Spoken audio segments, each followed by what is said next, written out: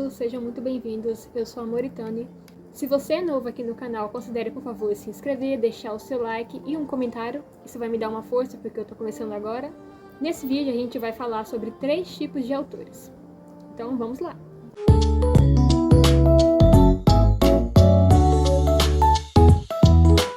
Recentemente eu tava lá no TikTok e aí eu vi algumas pessoas falando sobre tipos de escritores. E bom, eu quis trazer isso pra vocês. Porque sabe assim, eu fico um pouquinho mais à vontade com a câmera. O primeiro escritor se chama escritor arquiteto. Você que está começando agora como escritor, provavelmente você vai mirar nesse escritor arquiteto. Porque o escritor arquiteto é o que mais planeja essa história, e a gente vai ver por quê. O escritor arquiteto é aquele alecrim que planeja tudo nos mínimos detalhes antes mesmo de começar a escrever. Ele se preocupa em fazer a ficha de personagem daquele, daquele alecrim que só vai aparecer lá pro 3º capítulo, entregando uma maçã pro seu protagonista. Seu planejamento é cuidadoso, delicado, como se ele estivesse planejando um crime. E opa, isso é ideal para os tipos de livros que são de investigação. O escritor arquiteto, ele vai planejar até o clima e cada frase dita pelos personagens ao redor. Ele tende a ser minucioso em tudo e espera nada mais que a perfeição em seus livros.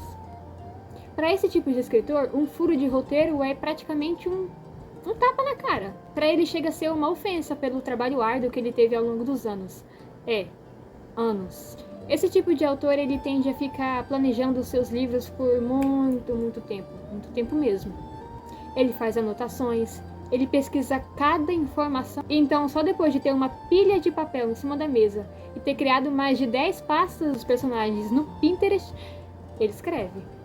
Mas atenção, não adianta você ficar sempre no planejamento, se você ficar só fazendo fichas e coisas do tipo, se você não tiver o essencial, que é o bom domínio da escrita. Eu confesso que eu já vi muitos escritores planejando coisas assim, 1 milhão de coisas, que eles nem chegam a usar nas histórias, porque não dá tempo. Ele precisa, depois na revisão, ficar cortando trechos, ficar cortando cenas, né, cortar seus queridinhos, matar seus queridinhos. Então, assim, eu já vi muitos escritores fazendo esse tipo de coisa. A verdade é que quando eles finalmente vão sentar para escrever, adivinha só, eles desanimam.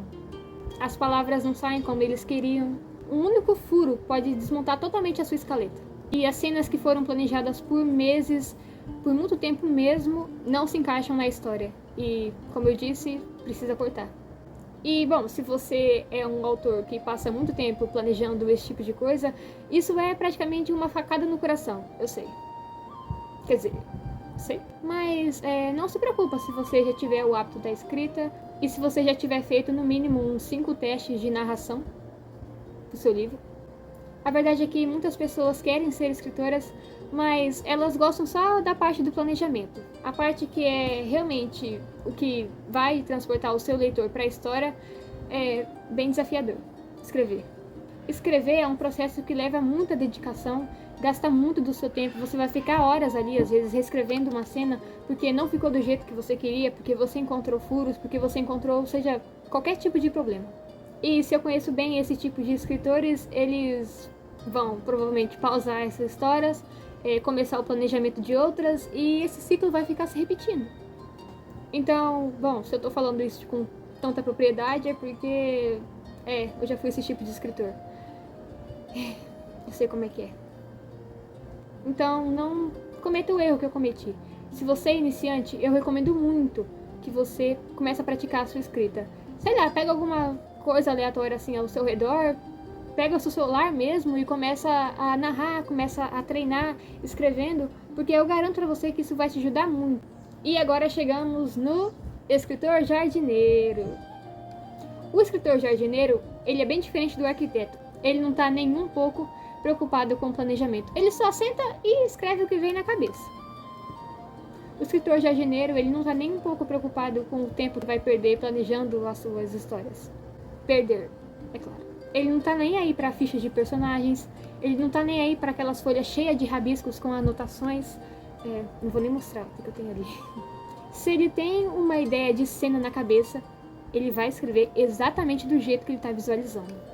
E, bem, esse tipo de escritor, ele começa a escrever um livro inteiro com base numa única cena que ele teve de ideia na cabeça.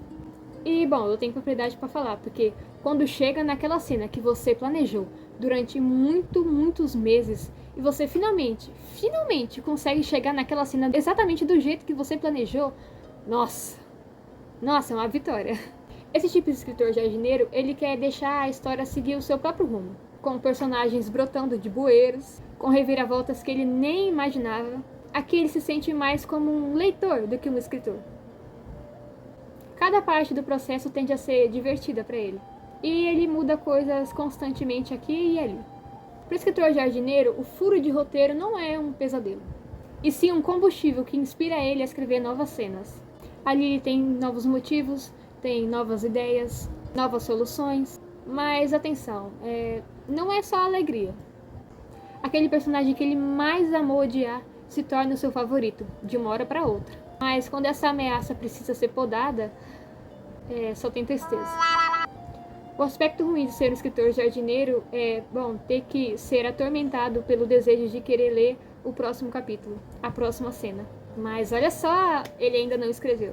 E agora o escritor já pode estar desanimado de continuar escrevendo. A história parece se arrastar em momentos calmos. E às vezes, por só querer ver cenas interessantes que ele mesmo planejou em momentos de flow, esquece de algo importante: o desenvolvimento de personagem. E a história pode aparentar mais como uma alucinação antes de dormir do que de fato uma história. E quando a revisão vem, é um pesadelo.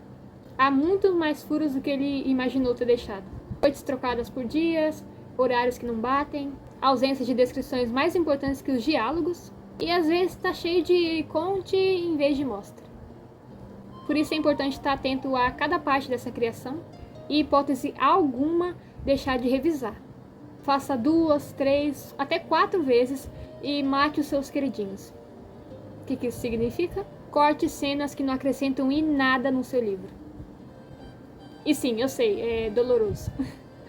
Aquela cena que você achou tão bonitinha, infelizmente às vezes tem que ser cortada pelo bem da história. E finalmente, aquele que eu esperei ansiosamente para falar: o escritor maestro. Maestro? Escritor maestro, Morim? Como assim escritor maestro? O que ser maestro tem a ver com escrever? Eu vou te falar o que tem a ver. Eu gosto de chamar de escritor maestro, mas os outros escritores podem chamar de escritor híbrido. Mas aqui eu vou te falar por que eu acho que ser um escritor maestro tem muito mais a ver do que ser um escritor híbrido. O escritor maestro, ele planeja tudo como se fosse uma orquestra. Gente, desculpa se o som estiver atrapalhando, é porque começou a chover. Mas isso não vai me impedir de gravar vídeo. Não vai.